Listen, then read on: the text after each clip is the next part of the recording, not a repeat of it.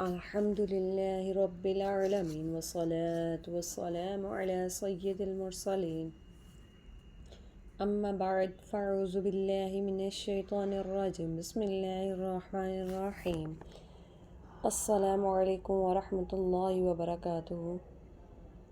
آج کے اس lesson number میں ہم پڑھیں گے حروف کے مخارج، اور کل ہم نے پڑھا تھا حروف تہجی کے سیٹ اور مخارج کے سیٹ۔ اب مخارج کے سیٹ سے ریلیٹڈ ہم پڑھیں گے حروف کے مخارج۔ سب سے پہلے جو ہم نے مخارج کا سیٹ پڑھا تھا وہ تھا الف ہا حمزہ، اور اس کا مخارج ہے حلق کے نیچے والے حصے سے ادا ہوتا ہے۔ عین ہا حلق کے درمیان والے حصے سے ادا ہوتا ہے۔ غین خا حلق کے اوپر والے حصے سے ادا ہوتا ہے۔ یہ حروف حلقی ہیں، حلق سے ادا ہونے والے حروف ہیں، اور ان کا مطلب ہے کہ یہ صرف حلق سے ادا ہوتے ہیں، اور اس کے علاوہ جو الف ہا حمزہ ہے میں نیچے والے حصے، حلق کے 3 حصے ہیں، ان تینوں میں سے جو نیچے والا حصہ ہے وہاں سے ادا ہونے والے حروف ہیں الف ہا حمزہ۔ اگر آپ اپنے حلق پہ فنگر رکھ کے دیکھو نا تو آپ کو پتہ چلے گا کہ یہاں پہ آواز آ رہی ہے۔ عین ہا حلق کے درمیان والے حصے پہ فنگر رکھو، یا مطلب کہ آپ اس وہاں پہ رکھنے کے بعد آپ دیکھو گے نا کہ آپ کی آواز اوپر سے آ رہی ہے، نیچے سے آ رہی ہے کہ درمیان سے آ رہی ہے، تو آپ کو فیل ہوگا کہ آپ کی آواز درمیان سے آ رہی ہے۔ اور ایسے ہی غین خا، اس کو ادا کرتے وقت آپ کو خود پتہ چلے گا کہ یہ آواز ہماری حلق کے اوپر والے حصے سے ادا آ رہی ہے۔ اس کے بعد ہے قاف، یہ موٹا قاف ہے، اسے پور پڑھتے ہیں ہر حالت میں، جب بھی اس کو ادا کرنا ہے اس کو پورا ادا کرنا ہے، اور اس کا مخارج ہے زبان کی جر اور اوپر کے تعلق کے نرم حصے سے ادا ہوتا ہے۔ جو موٹا قاف ہے وہ نرم حصے سے ادا ہوگا، اور اسی طرح جو بریک قاف ہے وہ سخت حصے سے ادا ہوگا۔ اس کا مخارج یہ ہوگا زبان کی جر اور اوپر کے تعلق کے سخت حصے سے ادا ہوتا ہے۔ جیم شین یا، زبان کے درمیان اور تعلق کے درمیان سے ادا ہوتا ہے۔ ضاد، یہ بھی ہر حالت میں پورا ادا ہونے والا حروف ہے، اس کو جب بھی ادا کریں گے پور کریں گے، اور اس کو ضاد نہیں پڑھیں گے۔ ضاد اردو کا لفظ ہے، عربی کا لفظ ضاد ہے، اور اس کو ادا کرنے کے لیے زبان کی کروٹ اور اوپر کی داروں کی جڑ سے ادا ہوتی ہے۔ جب بھی آپ اس کو ادا کریں گے پہلے آپ اپنی زبان کو کروٹ میں تھوڑا سا لو، پھر اس کے بعد اوپر کی داروں، چاہے لیفٹ سائڈ ہو چاہے رائٹ، کہیں بھی اوپر کی داروں کی جڑ کے ساتھ اس کو ادا کریں تو آپ کو اس کی پروننسیشن بالکل اچھی ہوگی۔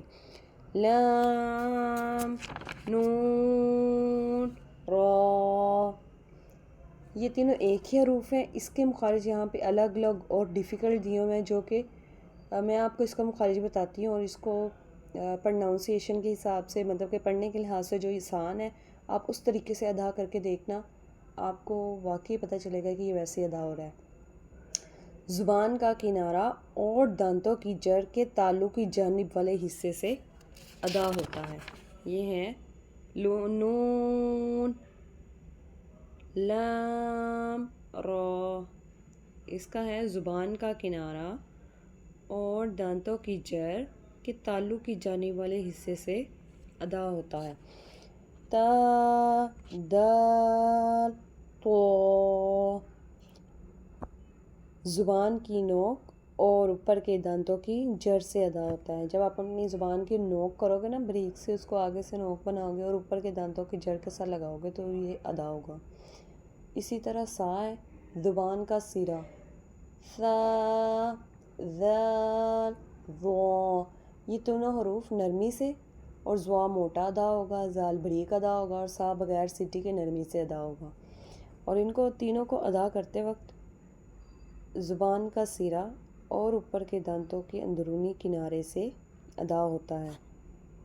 اسی طرح ز سین صاد، زا سیٹی کے ساتھ سختی سے ادا ہوگا، سین بغیر سین سیٹی کے ساتھ بریک ادا ہوگا، جبکہ صاد سیٹی کے ساتھ موٹا ادا ہوگا، اور ان کا مخارج بھی ایک ہی ہے۔